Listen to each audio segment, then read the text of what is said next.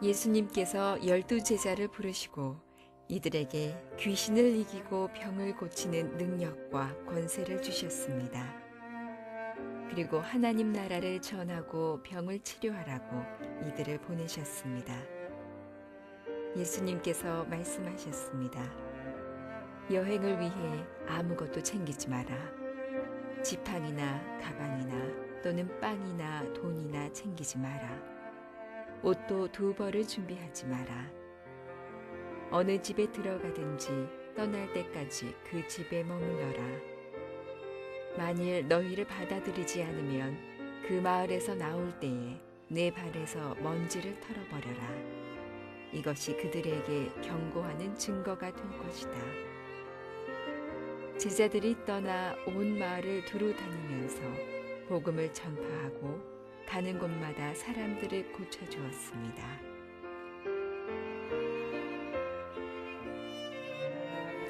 할렐루야.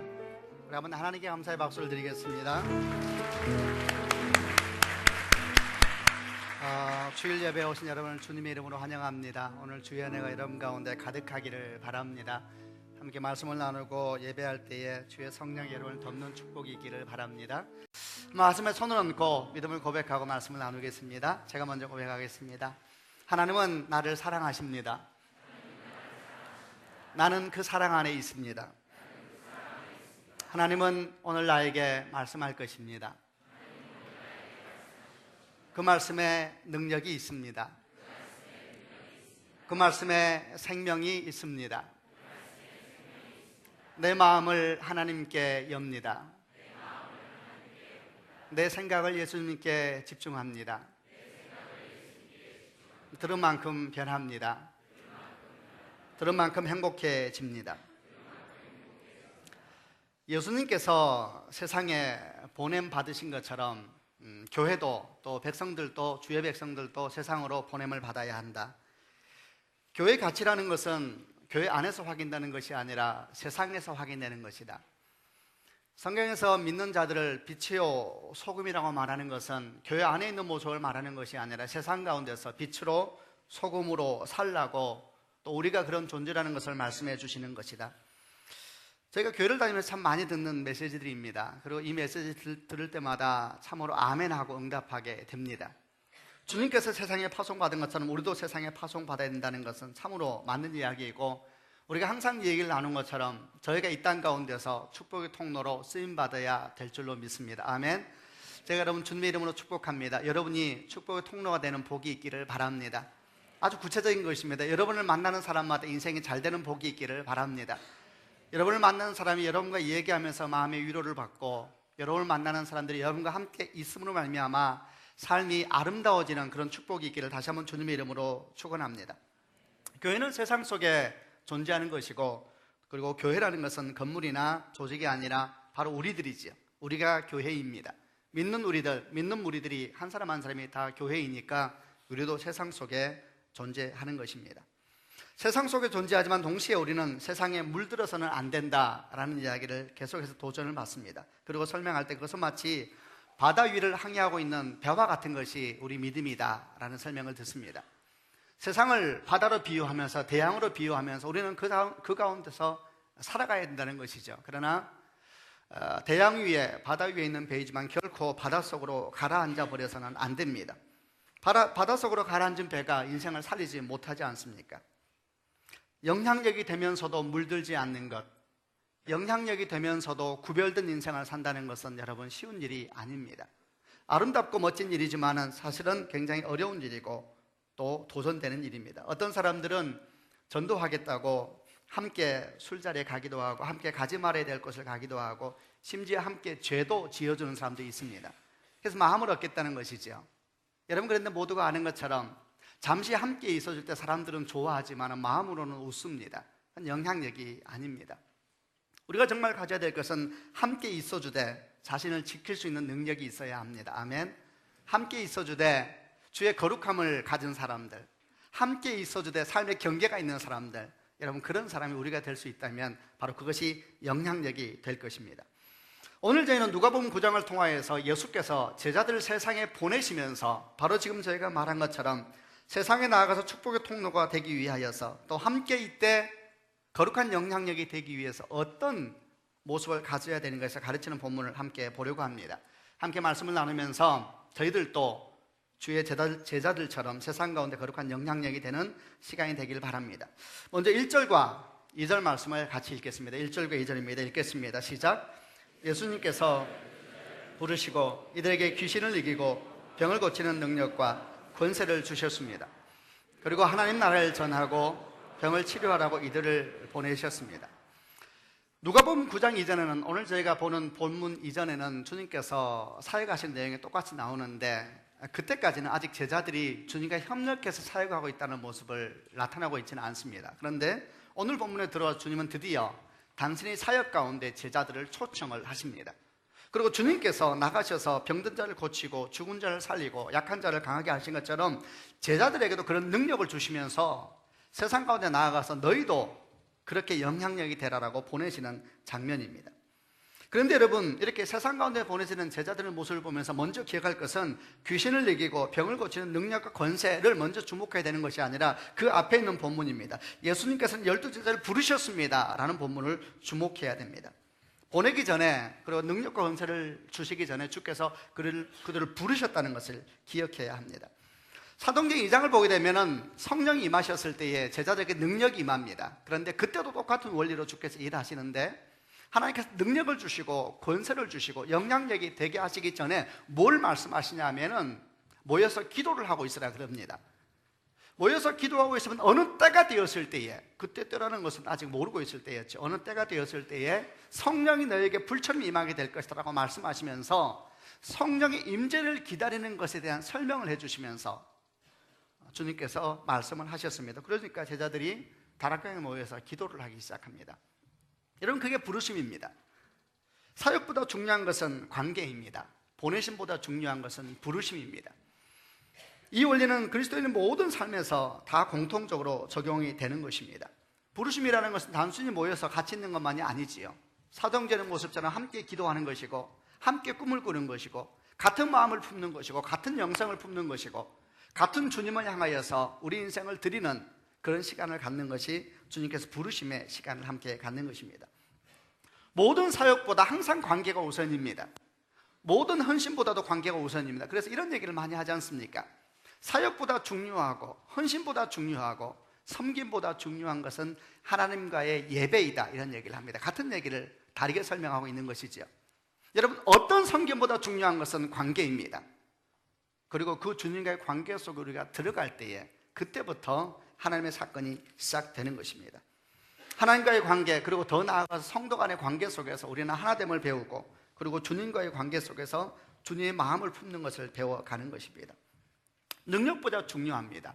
권세보다도 중요합니다. 그것이 주의 관계 속에서 하나 되는 것이고, 그리고 가만히 생각해 보면 이 하나됨이야말로 권세의 시작입니다. 여러분, 한번 생각해 보시길 바랍니다.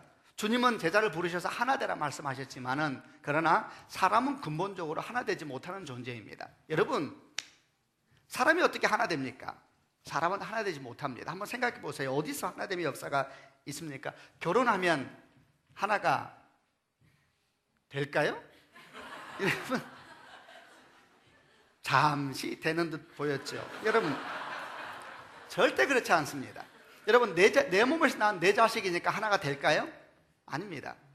내 몸에서 난 내 자식도 하나 아닙니다.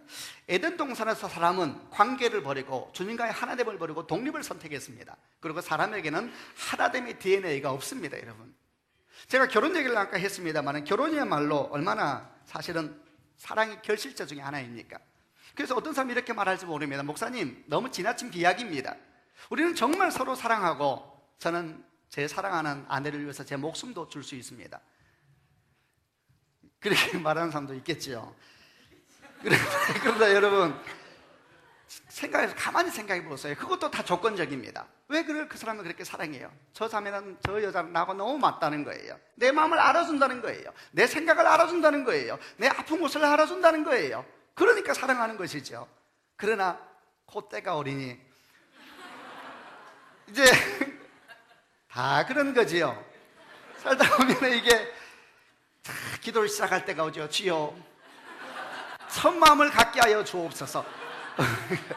모두가 기도를 시작합니다. 그리고 이런 꿈을 꿨지요. 내 남편이 첫 마음을 품을 수 있다면 우리 가정은 얼마나 행복해질까. 근데 문제는 남편도 그 기도를 하고 있다는 겁니다. 서로 다 기도하고 있죠. 여러분 정직하게 돌아보시길 바랍니다. 사람 안에는 하나됨의 DNA가 없습니다. 다 조건적입니다. 만약에 우리 안에 하나됨의 DNA가 있다면 그것은 정말 하나님의 사건이 될 수밖에 없을 것입니다. 여러분 하나됨이야말로 주의 권세의 능력임을 믿는 축복이 있기를 바랍니다. 여러분 요한복음 17장을 보게 되면 주님께서 십자가에 못 박히시기 전에 대제사장으로 눈물로 기도하는 장면이 나옵니다. 성령을 달라고 기도했습니다. 동시에 요한복음 17장을 보게 되면 변치 않고 강력하게 기도하고 있는 한 장면이 나오는데 그 장면이 하나됨을 위해서 기도하는 내용이 나옵니다. 요한복음 17장 23절 한 절만 같이 읽어보겠습니다. 23절입니다. 시작. 제가 그들 안에 있고 아버지께서 제 안에 계십니다. 부디 그들로 온전히 하나가 되게 해주십시오. 그리하여 세상이 아버지께서 저를 보내신 것과 아버지께서 저를 사랑하신 것처럼 그들도 사랑하셨다는 것을 알게 해주십시오. 한번 여러분 다시 들어보시길 바랍니다. 제가 그들 안에 있고 아버지께서 제 안에 계십니다. 부디 그들로 온전히 하나가 되게 해주십시오. 그리하여 세상이 아버지께서 저를 보내신 것과 아버지께서 저를 사랑하신 것처럼 그들도 사랑하셨다는 것을 알게 해주십시오. 여러분 하나됨의 DNA는 하나님에게만 있는 것입니다. 예수님에게만 있는 것이고 성령님에게만 있는 것입니다. 성부, 성자, 성령 삼위일체는 하나된 분이시죠. 각자 존재하면서 하나되는 관계 속에 있는 분이시기 때문에 그분이 오실 때에 우리 안에 하나됨의 역사가 시작이 되는 것입니다. 여러분 왜 그리스도인이 세상 가운데서 영향력을 잃어버렸습니까? 교회가 얼마나 부유해졌습니까? 교회가 얼마나 많은 영향력 있는 사람이 모여들었습니까?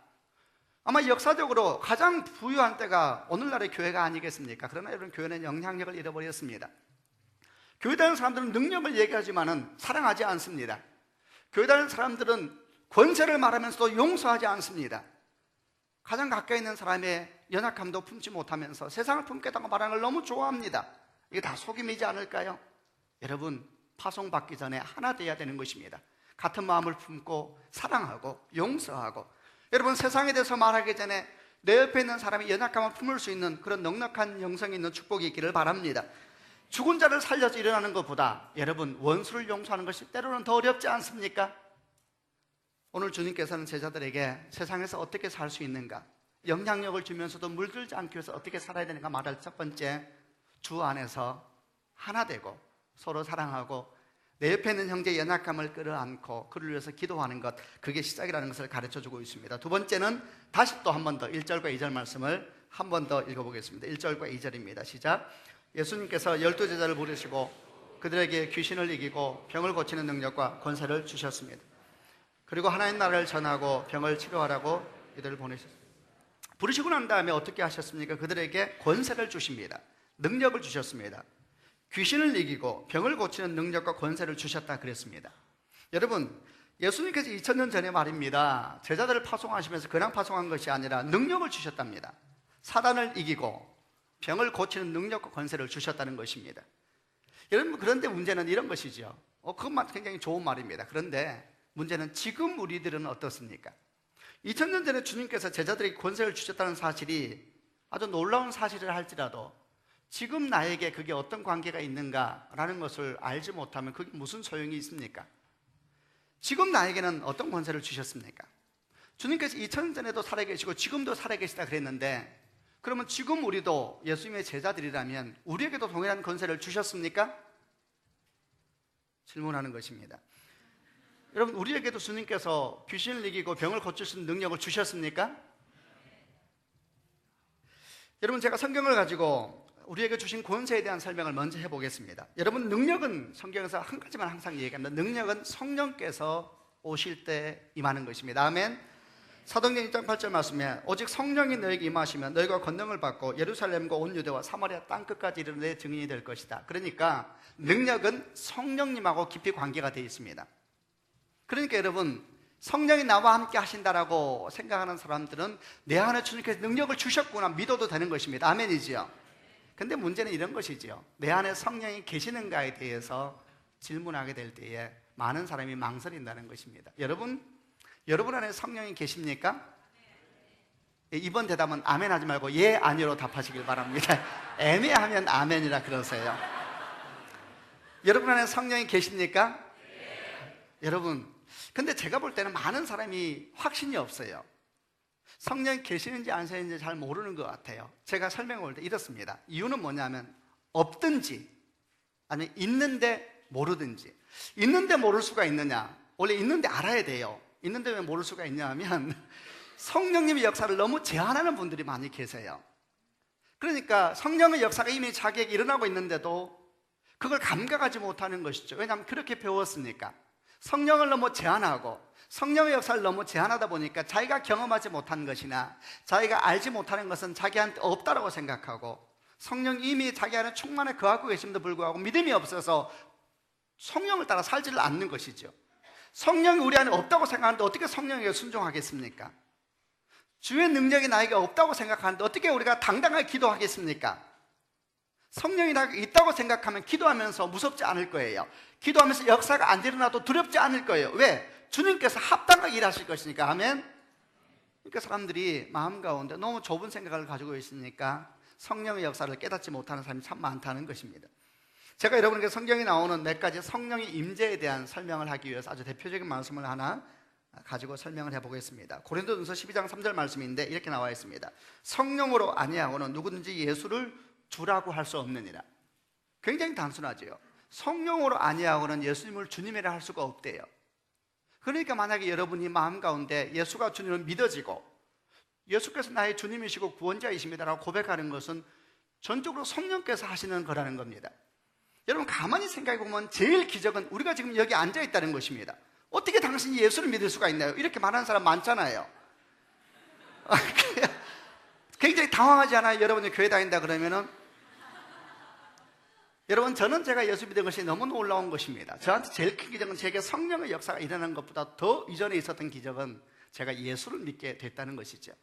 저는 여러분, 제가 평생 원래 제가 어떤 사람인 걸 잊지 않을 것입니다. 저는 여러분 나쁜 사람이었습니다. 표현을 제 어릴 때, 제가 이런 얘기를 간혹 합니다만, 제 어릴 때 아주 예수를 잘 믿는 친구가 있었습니다. 초등학교 6학년 때 일입니다. 그 아이는 6학년 때 엄마가 죽었습니다. 아주 독실한 어머니셨습니다. 이 어머니가 돌아가시면서 아들의 손을 잡고 유언했습니다. 교회 떠나지 말고 주님 열심히 사랑하고 믿으라고. 그 친구가 저하고 친한 친구여서 저한테 와서 어머니 유언을 말했습니다. 근데 저는 걔가 얄미웠습니다. 교회 열심히 다니고 왜 그렇게 얄미울까요? 누가 저한테 가르쳐 줬나요? 그냥 제 안에 있었습니다. 그런 마음이. 그래서 제가 제 친구가 그렇게 마음이 아프고 힘들 때 위로의 말을 던져야 되는데 제가 뭐라고 했는지 아세요? 이런 말을 했습니다. 너무 얄미운 거예요. 너무 성실하고 이런 슬플 때 슬퍼하기보다 믿음을 붙들고 있더라고. 애가요. 초등학교 6학년이 나하고 다른 것이 얄밉더라고요. 생각해보면 너무 훌륭한 애였어요. 근데 저는 그게 얄미웠어요. 그래서 제가 한마디 던집니다. 네 엄마 죽었는데 이제 어머니 제삿날 되면 어떻게 할 거야? 거기서 왜 그 얘기를 해요? 도대체 듣고 싶은 질문이 뭐예요? 제가 그랬습니다. 너 엄마 제삿날 되면 어떻게 할 거야? 이 친구가 가만히 있더라고. 너 절 안 할 거지? 제가 이랬어요. 아주 의도적이고 나쁜 생각이고 질문이. 너 절 안 할 거지? 안 할 거래요. 그래서 제가 바로 말했죠. 준비한 말을. 너 아주 나쁜 애구나. 어떻게 엄마가 돌아가셨는데 엄마 앞에 절을 안 할 수가 있니? 여러분, 제가 정의로운 아이였나요?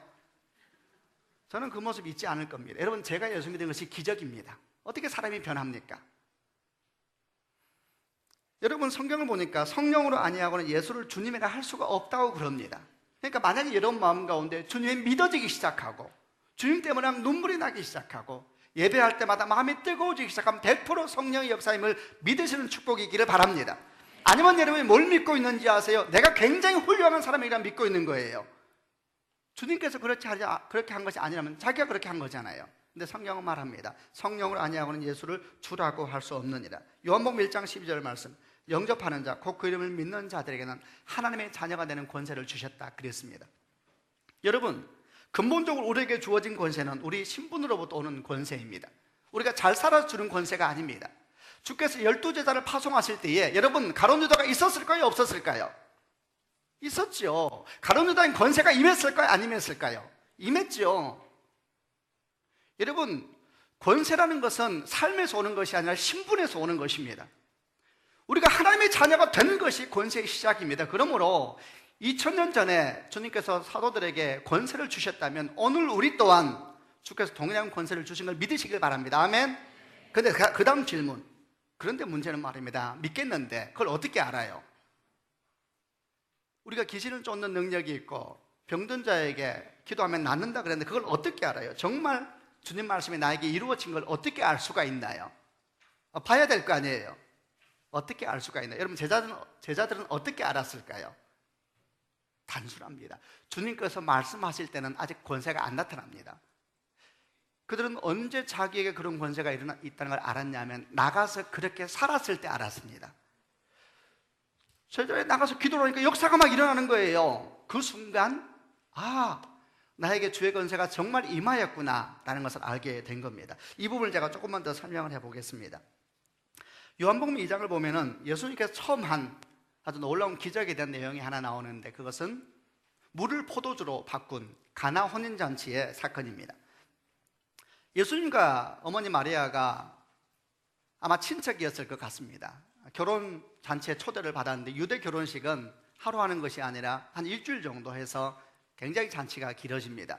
그래서 잔치를 잘 준비해야 되는데 예를 들면 그 중에 아주 중요한 준비 중 하나가 포도주를 준비하는 것인데 그것은 술만이 아니라 와인으로서 포도주만이 아니라 유대 지역은 땅이 물이 안 좋아요. 석회색이 많아서. 그래서 그 물을 정화하는 역할 중 하나가 포도주로 정화를 했다고 합니다. 그러니까 포도주를 준비한다는 건 굉장히 중요하죠. 많은 손님이 올 거니까 마실 물도 준비해야 되고 또 잔치에 필요한 와인도 준비해야 되고 이런 일들을 하게 된 겁니다. 그런데 잔치를 하다가 며칠 지났을 때에 아직 잔치가 끝나지 않았는데 포도주가 떨어져 버린 것입니다. 마실 물이 없어진 거나 마찬가지로 생각하면 됩니다. 야단이 난 거지요. 그때 어머니 마리아가 예수님이 계시는데 종들에게 이렇게 말을 합니다. 예수님이 앞에 있는 데서 예수님께서 하라고 하는 대로 하라 그렇게 말을 합니다. 그러니까 예수님께서 뭐라고 말씀하시냐면 종들에게 항아리 6개에다 물을 가득 채우라 그래요. 그 항아리는 원래 유대인들이 들어가면은 이 집 입구에 손을 씻는 물을 담는 항아리가 있어요. 그 항아리 6개를 가져와서 물을 가득 채우라 그러는 거예요.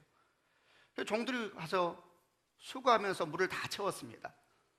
물을 다 채우고 나니까 주님께서 그 다음 말씀하십니다. 그 물을 떠서 잔치를 주관하는 사람에게 갖다 주라 그럽니다. 그러니까 종들이 그 물을 떠서 잔치를 주관하는 사람에게 갖다 주었습니다. 그러니까 이 사람은 그게 어디서 온지 모르니까 그냥 마셨습니다. 마셨더니 너무나 맛있고 질이 좋은 포도주였더라라고 성경에 기록되어 있습니다. 자, 여러분 질문해 보겠습니다. 여러분 언제 물이 포도주가 됐을까요? 지금 대화가 되고 있나요?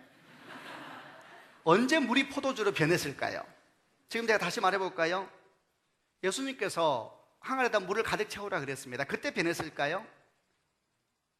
아니면 물을 떠서 갖다 주라 그랬을 때에 뜨기 직전에 변했을까요?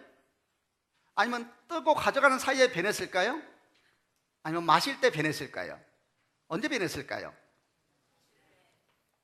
몰라요. 성경에 안 나와 있어요. 여러분 굉장히 중요한 레슨입니다. 그게 중요한 게 아니라는 거예요. 모르는 것입니다. 능력이 언제 임하는지는. 할렐루야. 능력이 언제 임하는지는 중요한 게 아니라는 것입니다. 문제는 능력의 열매를 먹을 때가 올 것이라는 것입니다. 언제 먹습니까? 물을 마실 때 먹는 것입니다. 만약에 생각해 보세요.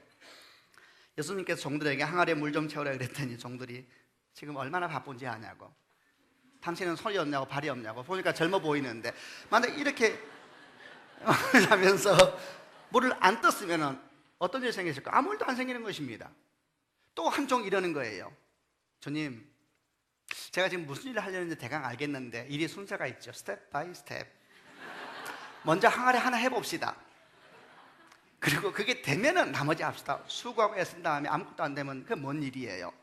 먼저 항아리 하나 채워볼 테니까 한번 해보세요. 그리고 변하면 저희는 깜짝 놀랄 것이며 5개를 마저 채울 뿐만 아니라 더 갖다 채우리니 하나씩 합시다. 일이 순서가 있지 않습니까? 이랬다면 어떻게 됐을까요? 6개 다 채우는 다음에 주님께서 떠서 잔치를 주관한 사람에게 갖다 줘라 그랬을 때에, 주님, 제가 먼저 맛 좀 보고요. 제가 조금 압니다. 그러면서 이게 떠서 먹어보고 변했을 때 갖다 주겠다 그랬으면 어떻게 됐을까요? 여러분, 성경은 아무 설명하지 않습니다. 그게 레슨이죠. 여러분, 기적은 언제 일어나요? 모릅니다. 다만 사실 우리는 열매를 볼 뿐입니다. 어찌 알겠습니까? 주님 말씀합니다. 병든 자에게 손을 얹고 기도해라. 기적은 언제 일어날까요? 주님께서 일하십니다. 할렐루야. 무조건 믿으시길 바랍니다. 여러분, 어떤 사람은 기적적인 방법으로 일을 하십니다. 어떤 사람은 돕는 손길을 갑자기 보내주십니다. 여러분, 어떤 사람은 의학적인 도움도 받게 합니다. 그런데 누가 그게 하나님의 손길이었는지 아는지를 아세요? 기도한 사람만이 압니다. 그게 주님의 손길이라는 것을. 기도 안 하고 얘기를 듣는 사람, 에이 그게 무슨 주님의 손길이야. 그 사람 어떻게 지나가다 보니까 그랬겠지. 그 사람은 기도 안 한 사람이에요. 기도한 사람은 압니다. 그리고 그들은 당황하기 시작하지요. 여러분, 주님께서 말씀하십니다. 귀신을 내어 쫓고 병든 자를 치유하는 능력이 있을 것이다. 여러분, 병 고침은 주님에게 있습니다. 그러나 손을 얹고 기도하는 것은 우리가 해야 될 일입니다. 사랑하는 여러분, 축복합니다. 믿음으로 기도를 시작하는 축복이 있기를 바랍니다. 병든 자를 위해서 기도를 시작하시길 바랍니다. 가난한 자를 위해서 기도를 시작하시길 바랍니다. 믿음으로 시작하세요. 종들을 많이 생각하시길 바랍니다. 그리고 그 종들처럼 순종하시길 바랍니다. 그러면은 어느 날 당신은 당신의 입속에서 물이 포도주로 변한 맛을 볼 날이 올 것입니다. 주의 은혜와 축복 여러분께 함께 하시길 바랍니다. 마지막 세 번째, 주님은 또 세상 가운데서 어떻게 살아야 될 것인가에 대해서 복음의 통로로서 훈련되어지고 준비되어져라 말씀하십니다. 3절부터 5절까지 말씀입니다. 제가 3절 읽겠습니다. 예수님께서 말씀하셨습니다. 여행을 위해 아무것도 챙기지 마라. 지팡이나 가방이나 또는 빵이나 돈이나 챙기지 마라. 옷도 두 벌을 준비하지 마라. 어느 집에 들어가든지 떠날 때까지 그 집에 머물러라. 5절은 같이 읽겠습니다. 만일 너희를 받아들이지 않으면 그 마을에서 나올 때에 내 발에서 먼지를 털어버려라. 이것이 그들에게 증거가 될 것이다. 아주 세부적인 한 3가지 정도의 구체적인 가르침을 주십니다. 지금 말한 것처럼 먼저 하나 되라. 아들된 권세를 믿어라. 그리고 사용하라. 그러고 난 다음에 실제로 움직이는 구체적인 모습을 가르쳐 줍니다. 첫 번째, 여행을 위해 아무것도 챙기지 마라. 지팡이, 가방, 빵, 돈, 옷도 두 벌을 챙기지 마라. 이렇게 말을 합니다. 여러분, 그러면 아무것도 준비하지 말란 이야기일까요? 그래서 여러분, 이 말씀을 따라서 전도하는 분들이 계세요. 무전전도 합니다. 아주 어려워요. 이게 좋은 일만 생기는 것이 아니라 어려워요. 그런 분들이 꼭 도시교회를 안 가요. 지방교회를 가요. 어려워요. 정말 그러지 마세요. 이게 어려운 거예요. 아무것도 준비하지 말란 얘기가 아니에요. 준비해야 됩니다. 여기 지금 주는 메시지는 뭡니까? 우리는 보통 생각하기를 영향력은 갖추어져야 된다고 생각합니다. 뭔가 좀 갖추어지고 뭔가 좀 뽀대가 나고 그리고 난 다음에 영향력을 전하겠다고 생각합니다. 직장 다니면서 이렇게 생각합니다. 제가 부장 이상 되면요, 그땐 제가 부르면 올인이 제가 부장 이상 돼서만 하겠습니다. 선생님, 제가 이제 막 들어갔어요. 차분히 제가 곧 머지않은 능력이 인정받게 될 거예요. 그러한 다음에 하겠다. 이런 얘기가 똑같은 얘기죠. 여러분, 뽀대나게 갖추어졌을 때 시작되는 것이 아닙니다. 주님 말씀한 것처럼 준비가 되지 않았을 때 그때야말로 더 겸손하겠지요. 그때야말로 더 가난하겠지요. 그때야말로 무리하지 않겠지요. 얼마나 눈빛은 따스하고 말은 온유하겠습니까? 우리가 필요한 것은 주를 향한 믿음이요 신뢰입니다. 나의 됨됨이 때문이 아니라 주께서 나를 축복하셨다는 걸 믿으셔야 합니다. 여러분, 내가 가지고 있는 직업 때문이 아니라 나 자체를 주께서 축복하셨습니다. 아멘. 우리 자체가 믿음의 통로요, 축복의 통로입니다. 당신이 어떤 일을 하기 때문에 당신을 축복하는 것이 아니라 우리 존재 자체가 축복의 통로입니다. 믿어야 합니다. 주님은 나를 사용하실 것이다. 아멘.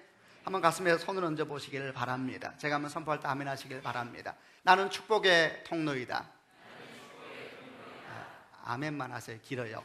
제가 다시 할게요. 이제 아멘만 하세요. 나는 축복의 통로이다.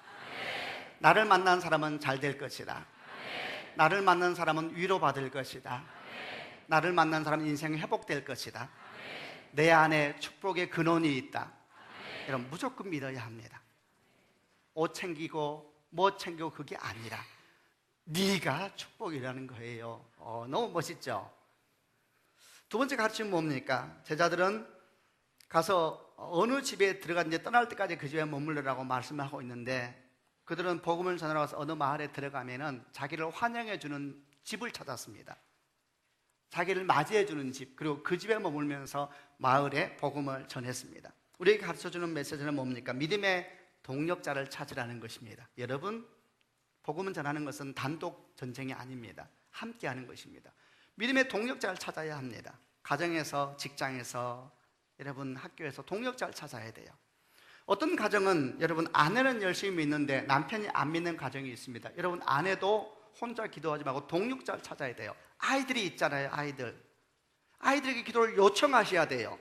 무릎 꿇어 이렇게 하지 말고 마음을 얘기해야 돼요. 엄마의 마음이 어떠하고, 성경에 보세요. 아이의 기도에 능력이 있습니다. 여러분, 그 아이에게 기도를 요청해야 돼요. 여러분, 저는 집회 다닐 때 힘들 때마다 무릎을 꿇고 아이들에게 기도를 요청합니다. 얼마나 마음이 편해지는지 몰라요. 힘들고 지쳤을 때 집으로 바로 전화합니다. 아이들에게, 여보, 당신과 아이들 꼭 기도해야 돼. 내가 몇 시부터 설교가 시작되는데 꼭 기도해줘. 저는 꼭 말합니다. 아이들에게 기도를 해달라고 요청합니다. 믿음의 동력자를 찾아야 합니다. 상상해 보세요. 기적이 일어납니다. 여러분과 아이가 무릎을 꿇고 남편을 위해서, 아빠를 위해서 기도하는 모습을 상상해 보세요. 여러분, 주님께서 일을 안 하시겠습니까? 세 번째에, 만일 너희가 받아들여지지 않으면은 어느 그 마을에서 나올 때에 내 발에서 먼지를 털어버려라. 세 번째에, 이 말이 참 조심스러운 말이지요. 너희가 받아들여지지 않으면은 발에서 먼지를 털어버리래요. 우선 오해하지 말 것은 저주하라는 말이 아닙니다. 네가 복음 귀한 줄 모르는구나, 이제 네가 감당하리니, 그리고 떠나라는 얘기가 아니에요. 너무너무 무서운 말이잖아요. 그런 말이 아닙니다. 이런 복음을 전하다 보면 얼마나 상처를 많이 받습니까? 저는 지금도 기억을 합니다. 복음을 전하는 것도 용기이지만은 받는 상처는 또 얼마나 힘든지. 그래요. 예수 믿는 사람도 무례하지만 복음을 받는 사람도 얼마나 무례한지. 어떤 사람은 아예 작정을 하고 공격하는 분들도 있지요. 그래서 복음을 전하다 상처받는 것입니다. 여러분, 복음을 전하다 분노를 쌓아간 사람이 얼마나 많은지 아세요? 하나님 일을 하면서 마음이 상해가지고 병 들어간 사람이 한두 명입니까?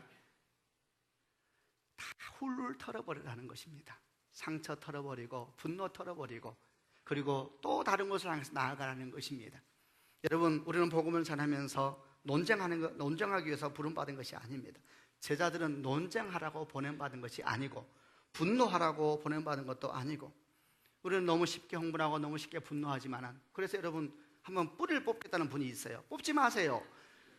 어떻게 알아요, 인생을? 성경은 복음은 씨라고 그랬습니다. 뿌리는 자도 있고 거두는 자도 있으리니. 우리는 뿌리는 역할인지 몰라요. 근데 거기서 끝까지 거두겠다고 하면은 힘든 거예요. 그러니까 뿌리는 자도 있고 거두는 자도 있는 거예요. 서울드림교회가 부흥하고 있죠. 감사한 일입니다.